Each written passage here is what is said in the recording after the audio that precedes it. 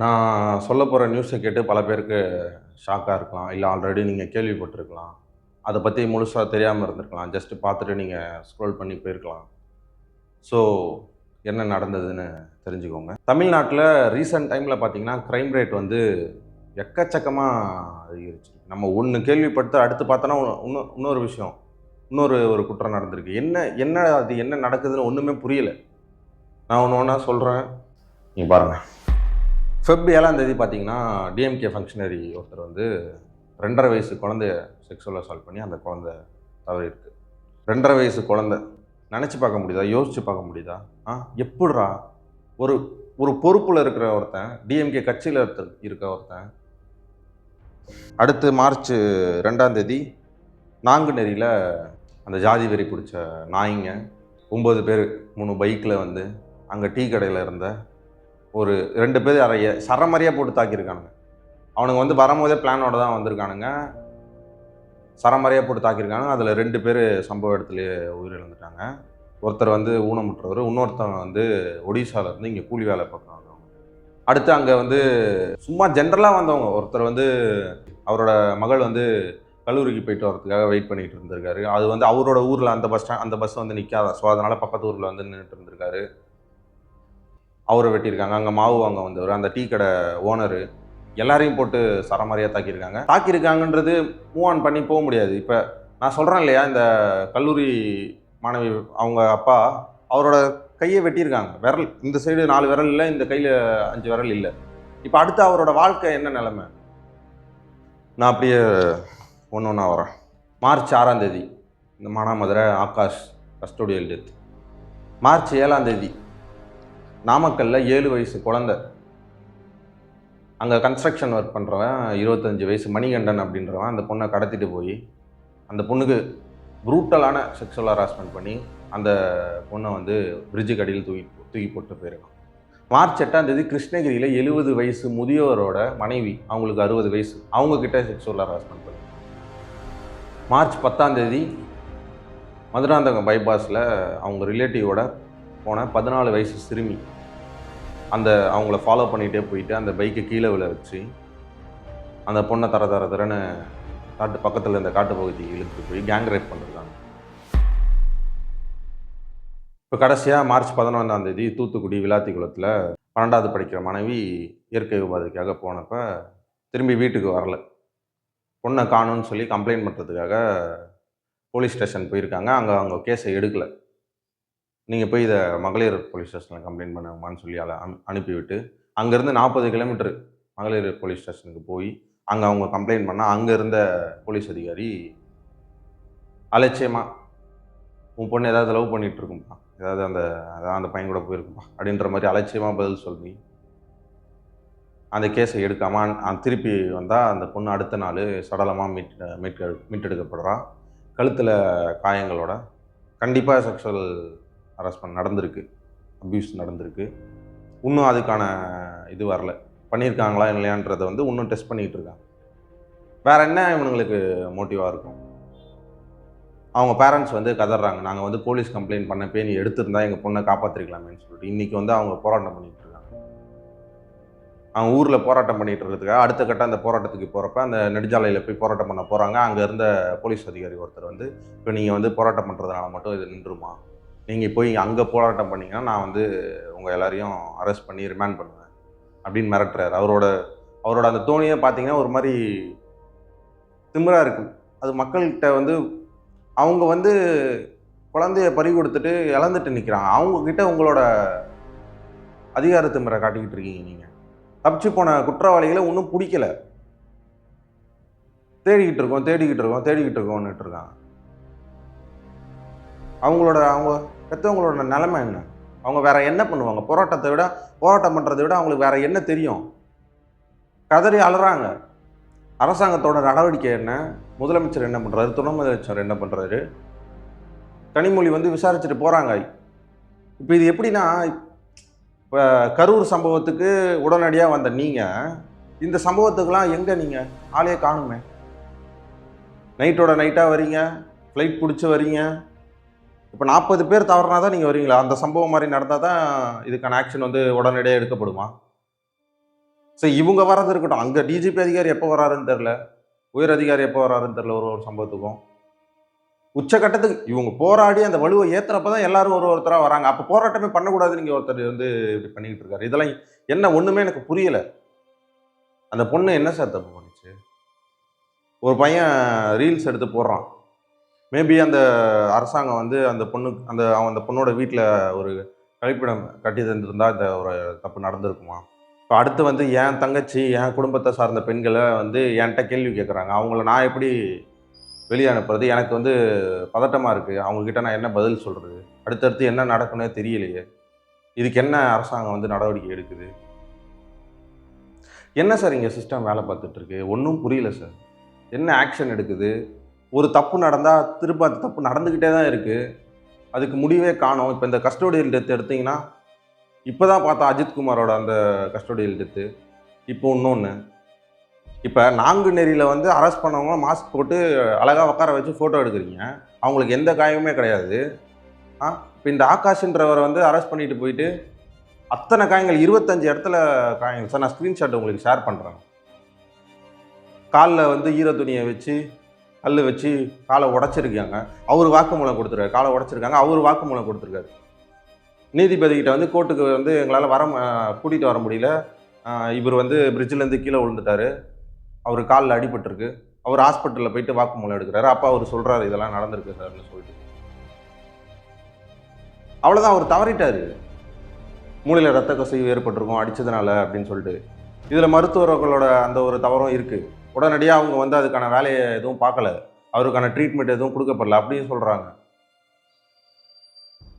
இதுல பின்புலம் பார்த்தீங்கன்னா, ஜாதியியல் ரீதியான ஒரு விஷயமும் இருக்கு அப்படின்னு சொல்றாங்க. கண்டிப்பா இருக்கு, தெரியுது. இங்க வந்து குற்றவாளிகள நீங்க மாஸ்க் போட்டு அழகா உட்கார வச்சிருக்கீங்க. இங்க குற்றம் பண்ணவர்ன்னு சொல்லிட்டு அரெஸ்ட் பண்ணிட்டு போயிட்டு, இவரோட நண்பர வந்து வேற எங்கேயோ கூட்டிட்டு போயிட்டாங்க.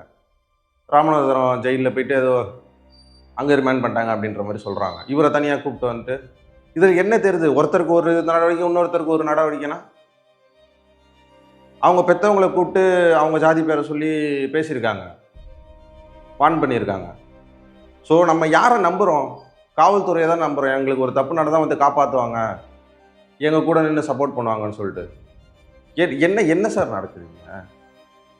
போன உயிருக்கு என்ன பதில்? நீங்க வந்து நிவாரண நிதி குடுக்குறீங்க. அடுத்து அவங்க குடும்பத்தில இதெல்லாம் இதெல்லாம் முதல்ல இப்ப நம்ம கேள்விப்படுறோம் ஓகேங்களா? நடக்குதா? போய் சேருதா? இப்ப அது சேர்றதுனால மட்டும் அந்த அந்த ஒரு அவங்களுக்கான இழந்த இழப்பு வந்து மீட்டெடுக்கப்படுதா? இதுக்கு இதுக்கு எல்லாத்துக்குமே ஒரு முன் முன் நடவடிக்கை எடுத்திருந்தா, அந்த உயிர் போயிருக்குமா? காவல்துறைக்கு வந்து அந்த பயமே கிடையாது. அவங்க தான் வந்து இங்க கிங்கு. அவங்க தான் ராஜா. அப்படின்ற மாரி ஒரு ஆட்சி தான் நடந்துட்டு இருக்கு. ஒரு அலட்சியம். மக்கள் மேல ஒரு அலட்சியம். என்ன வேணா பண்ணிடலாம் அப்படின்ற ஒரு ஆதங்கம். பயம் தான் சார் வருது பார்த்தா. ஒரு ஒரு ஃப்ரெண்ட்லி அப்ரோச்சே இல்லையே எந்த ஒரு போலீஸ்கிட்டயும். ரொம்ப ரொம்ப ரொம்ப ரேரஸ்ட்டா தான் பார்க்க முடியுது. 100ல ஒருத்தர் கிட்ட தான் நம்ம அத பார்க்க முடியுது. வேற யார பார்த்தாலுமே நம்ம போய் இப்போ ஒரு கம்ப்ளைண்ட் பண்ண போறாங்கன்ற அவங்களோட மனநிலை எப்படி இருக்கு? இத இவங்க எடுத்துப்பாங்களா? இதுக்கான ஆக்ஷன் எடுப்பாங்களா? போனவங்கள தானே கேள்வி கேட்டுருக்காங்க. கம்ப்ளைண்ட் போனவங்கள தான் கேள்வி கேட்டுட்டு இருக்காங்க. அங்க குற்றவாளிகள் என்ன கேள்வி கேட்கறாங்க? அவங்களுக்கு என்ன தண்டனை கிடைக்குது? அது எதுவுமே தெரிய மாட்டேங்குது. அரெஸ்ட் பண்ணிட்டோம். இப்ப இந்த நாங்குநேரி சம்பவத்துல நீங்க எடுத்தீங்கன்னு வச்சுக்கோங்களேன். அதுல 2 பேர் வந்து ஆல்ரெடி சின்னதுரை அப்படின்ற பள்ளி மாணவன போயிட்டு வீடு புகுந்து வெட்டுனவனுங்க. அவனுங்க அடுத்து ஜாமீன்ல வரானுங்க. அடுத்து அவனுங்க மேல பாலியல் ரீதியான குற்றங்கள் இருக்கு. அடுத்து இப்ப இந்த சம்பவம் பண்ணியிருக்கானுங்க. அப்ப நீங்க பார்த்துக்கோங்க எப்படி ஒரு அரசாங்கம் இங்க வந்து நடந்துகிட்டு இருக்குன்னு சொல்லிட்டு. எப்படி ஒரு நடவடிக்கை எடுக்குறாங்க அவங்க மேல அப்படின்னு சொல்லிட்டு. அப்ப வந்து நீங்க சொல்ற இந்த சோ கால்டு உயர்மட்ட சாதியை சேர்ந்த அந்த ஒரு மக்களுக்கும், இங்க கடைநிலையில இருக்க தலித் மக்களுக்கு, மத்த மக்களுக்கெல்லாம் ஒரு நடவடிக்கை தான், ஒரு சட்டம் தான் நீங்க குடுத்துக்கிட்டு இருக்கீங்க. மக்கள மக்களா பார்க்கறது கிடையாது. இந்த சமநிலைன்றதெல்லாம் வெறும் பேச்சு மட்டும் தான். அடுத்து இந்த பெண்களுக்கு நடக்கிற எந்த ஒரு 100% பெண்களுக்கு வந்து நாங்க பாதுகாப்பு குடுக்குறோம். எங்க? எத்தன செக்சுவல் அசால்ட்மென்ட்? குழந்தைங்க சார். 2 வயசு கட்சியில இருக்க ஒருத்தன் வந்து பண்றான் சார் இது. 2 வயசு குழந்தைக்கு சார். 7 வயசு குழந்தை, 14 வயசு குழந்தை, 60 வயசு முதியவர். எப்படி எப்படி பைத்தியம் பிடிச்சி கிடக்குறானுங்க பாருங்க சார். இவனுங்கெல்லாம் என்ன சார் பண்ணுறது, என்ன நடவடிக்கை சார் இருக்கிறீங்க? ஒரு கடுமையான தண்டனை கொடுத்தா தானே சார் அடுத்த யோசிக்கிறவனுக்கு அங்கே நடுங்கணும் சார். என்ன எனக்கு என்ன தீர்வு, என்ன பதில் சொல்கிறதுனே தெரியல. இதெல்லாம் வந்து அரசாங்கம் பண்ண வேண்டியது, பேச வேண்டியது. நான் ஒரு லிங்க் ஒன்று தரேன். நியூஸ் மினிட் அப்படின்ற சேனலில் வந்து ஷபீர் அகமது, அவர் தான் வந்து நியூஸ் சீனியர் ரிப்போர்ட்டர். அவர் வந்து லக்ஷ்மணன் அப்படின்றவர் வந்து இன்டர்வியூ எடுக்கிறார். அவர் யாருன்னா வந்து தலித் ஆக்டிவிஸ்ட், ஓகேங்களா. அவர் வந்து களத்தில் போயிட்டு மக்கள்கிட்ட எல்லாத்தையுமே கேட்டு ரிப்போர்ட் எடுத்து கலெக்டரை போய் மீட் பண்ணுறாராம். அவருக்கு வந்து இங்கே வந்து இவர் ஊனமுற்றவர் வந்து உயிரிழந்திருக்காருன்னு சொல்லி சொல்கிறப்ப அவருக்கு அப்படியா ஊனமுற்றவர் அவர் அப்படின்னு கேள்வி கேட்குறாரு. இவங்கள கேட்குறாரு ஒரு கலெக்டர், அவருக்கு தெரியல. அதுக்கப்புறம் இப்போ இந்த நிவாரணம் இதெல்லாம் கொடுக்கணும்னா அவர் வந்து 25% தான் வந்து ஊனமுற்று இருக்கிறாரு, டெக்னிக்கல் ரீதியாக பேசுகிறாங்க. இப்போ இதெல்லாமா சார் விஷயம்? அங்கே உயிர் போயிடுச்சு சார். அவரோட மனைவியும் ஊனமுற்றவங்க சார். அவங்களால வாய் பேச முடியல, அவங்க கதறி அழறாங்க. அவங்களுக்கு என்ன சார், நீங்கள் இங்கே இவ்வளோ டீட்டெயில் பார்த்து நீங்கள் வேலை பார்த்துட்டு இருக்கீங்களா? லீகலாக என்னென்ன பண்ணணுமோ அதெல்லாம் வந்து குற்றவாளிகளுக்கு என்ன பண்ணுறீங்க? அந்த தண்டனை கொடுக்குறப்ப அதெல்லாம் எங்கே போகுது? ஜாமீன் கொடுக்குறீங்க, ஜாமீனில் இருக்கும் போதே பாலியல் ரீதியான ஒரு துன்புறுத்தல் அவன் வந்து போய் செய்கிறானா, பாலியல் ரீதியான ஒரு வன்கொடுமை போய் அவன் பண்ணுறான். இந்த நாங்குநேரி சம்பவத்தில் ஈடுபட்ட ரெண்டு பேர், அது 7 பேர் தான் அரெஸ்ட் பண்ணியிருக்காங்க. இன்னும் 2 பேர் வந்து அரெஸ்ட் பண்ணாங்களா என்னன்னு தெரியல. அந்த 2 பேர் இவங்களா கூட இருக்கலாம். யார் பேர் எதுவுமே உங்ககிட்ட சொல்லலை. கம்ப்ளைண்ட் பண்ண வர மக்களை அவ்வளோ கேள்வி கேட்குறீங்க நீங்கள். என்ன ஆச்சு, ஏன் ஆச்சு, இதுதான் நடந்திருக்குமா? நம்ம படத்தில் பார்க்குறோம்ல, ஆக்ஷன் சீன்லாம் பண்ணி அப்படியே கெத்தாக பிடிச்சி அரெஸ்ட் பண்ணிட்டு வந்துட்டு உள்ள ஜெயிலில் அடைக்கிறது, தூக்கு தண்டனை வாங்கி கொடுக்குறது, இதெல்லாம் இங்கே நடக்கிறது இல்லை. நம்ம இந்த கம்ப்ளைண்ட் பண்ண போகிறப்போ ஒரு சீன் ஒன்று நடக்கும் பார்த்தீங்களா? நம்மளை நிற்க வைக்கிறது, காக்க வைக்கிறது, ஏடாபடமாக ஏதாவது கேள்வி கேட்கறது, கம்ப்ளைண்ட் எடுக்காமல் அப்படியே சுத்த விடுறது, இதெல்லாம் தான் இங்கே நடக்குது. எத்தனை இங்கே சிறை படம் எடுத்தாலுமே இங்கே எதுவுமே மாறப்போகிறது.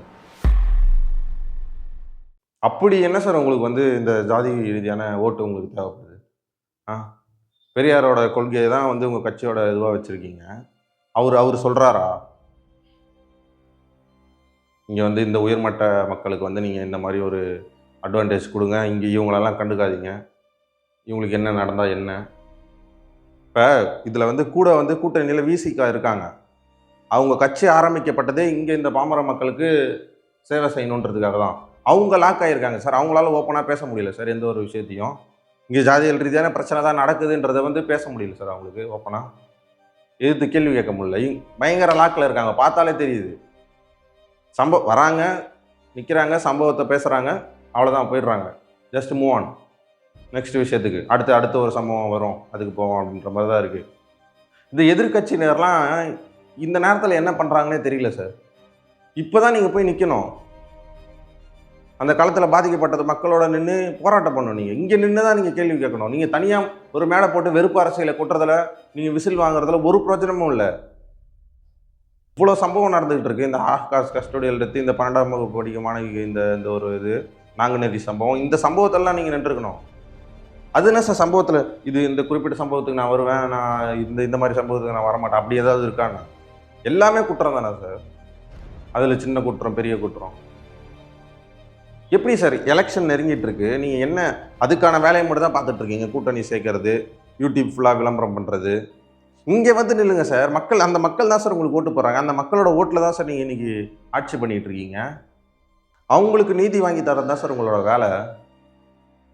அவங்கள அதுக்கப்புறம் எப்படி சேஃப்கார்ட் பண்ணுறது, அவங்க வாழ்க்கையை எப்படி நம்ம மேம்படுத்துறது, எல்லாமே எல்லா நிதி உதவி அது இதுன்னு சொல்லிடுறோம்.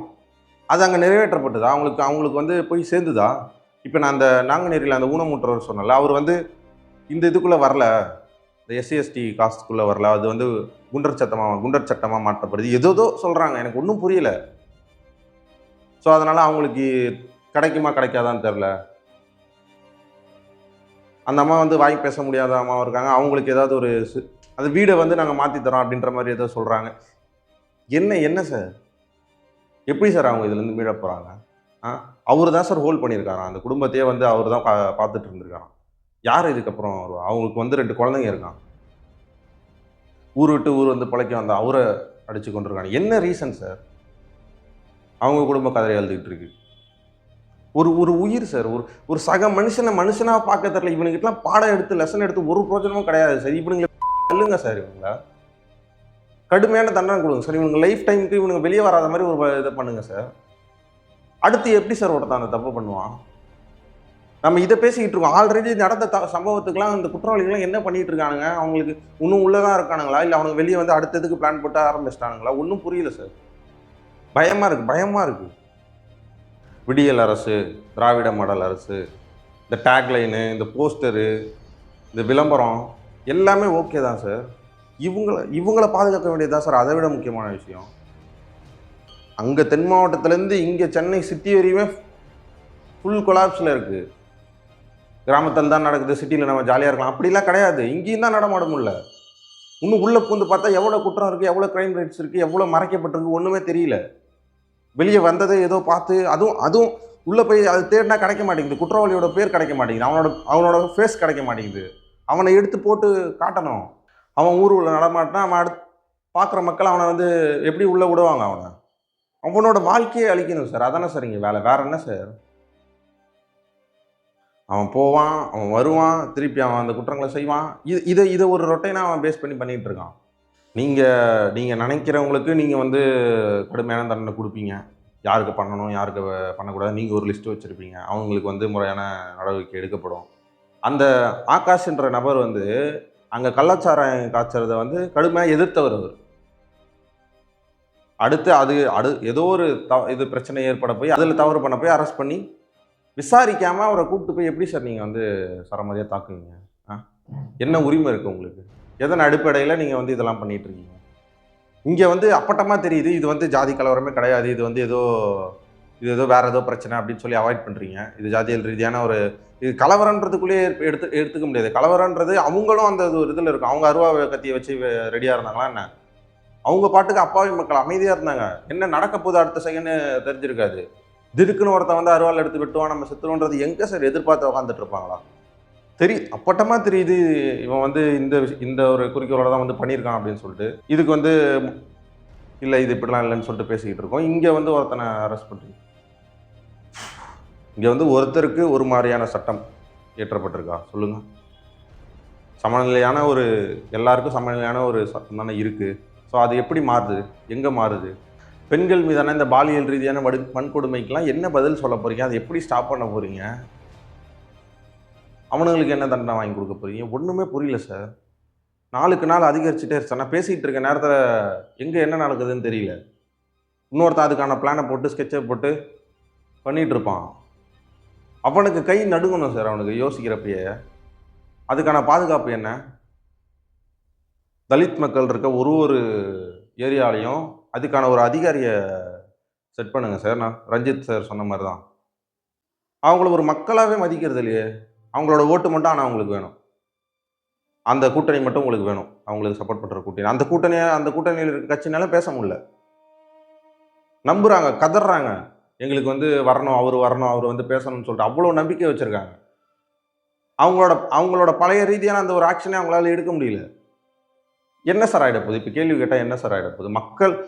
மக்களுக்கு பாதுகாப்பு தரதை விட என்ன சார் உங்களுக்கு என்ன சார் பிரச்சனை? அதை விட உங்களுக்கு பெரிய விஷயம் என்ன இருக்குது? அதை விட பெரிய வேலை என்ன இருக்குது சொல்லுங்கள்?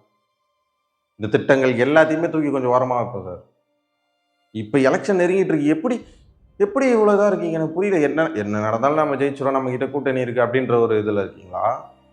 பேசுகிற மாதிரியே இல்லையே. எல்லாத்துக்கும் மௌனம் காத்த மாதிரி தான் இருக்குது. எதுக்குமே குரல் வாய்ஸ் விட்டு வெளியே வரலையே. அதே தான் கரூர் சம்பவம் உடனே எல்லா நடவடிக்கையும் எடுக்கப்படுது. இதில் வாய்ஸ் அவுட்டே தெரியல. இதுக்கு என்ன ஒன்றும் சொல்ல முடியல. அதான் மக்களே, இதை வந்து உங்ககிட்ட கொண்டு சேர்க்கணும்னு வந்து தோணுச்சு. இதை பற்றி நான் விரிவாக பேசணும்னு எனக்கு இருந்தது. நான் அதனால தான் மற்ற வீடியோ எதுவுமே பண்ணல. இதை பற்றி மட்டுமே தான் யோசிச்சுட்டு இருந்தேன். நான் இதனால் முடிஞ்ச அளவுக்கு இதை நான் பேசி போட்டிருக்கேன். இப்போ நான் வந்து அந்த அளவுக்கு ஒரு பெரிய யூடியூபரும் கிடையாது, அந்த அளவுக்கு ஒரு ஜேர்னலிஸ்ட்டும் கிடையாது. எனக்கு தெரிஞ்சதை வச்சு, நான் பார்த்ததை வச்சு உங்ககிட்ட கொண்டு வந்து சேர்த்துருக்கேன். இப்போ நீங்கள் இதை பார்க்குற நீங்கள் வந்து இதை வந்து முழுமையாக பார்த்தவங்க, தெரிஞ்சவங்க அப்படின்னா என்ன விஷயன்றதை வந்து கமெண்ட்டில் சொல்லுங்கள், எனக்கு ஷேர் பண்ணுங்கள். நம்ம இன்னும் அதை பற்றி ஆழமாக பேசலாம், எடுத்துகிட்டு போவோம்.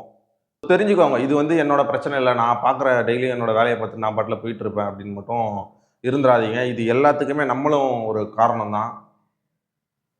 அது எப்படி ஏன் அப்படின்லாம் கேட்காதீங்க. நம்ம இருக்கிற அதே சொசைட்டில தான் இந்த விஷயம் நடக்குது. ஸோ அப்ப நம்மளும் அதுக்கு பொறுப்பு ஏத்து தான் ஆவணும். ஸோ என்னால முடிஞ்சது இந்த வீடியோ பண்ணி உங்ககிட்ட கொண்டு வந்து சேர்க்கறது. கண்டிப்பா இந்த வீடியோவ பாருங்க. உங்களுக்கு தெரிஞ்சவங்க எல்லாத்துக்கும் ஷேர் பண்ணுங்க.